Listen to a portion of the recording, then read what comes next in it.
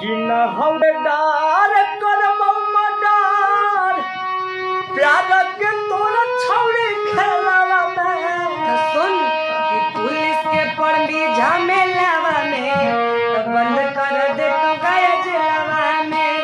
Police के पड़बी झमेलावा में तो बंद कर दे तू गया जिलावा में। अगे साफ करो हिरै फलवा के छौड़ी और डुआ के गिलास न दिलावा में। तो पुलिस के पड़बी झमेलावा में तो बंद कर दे तू गया जिलावा में।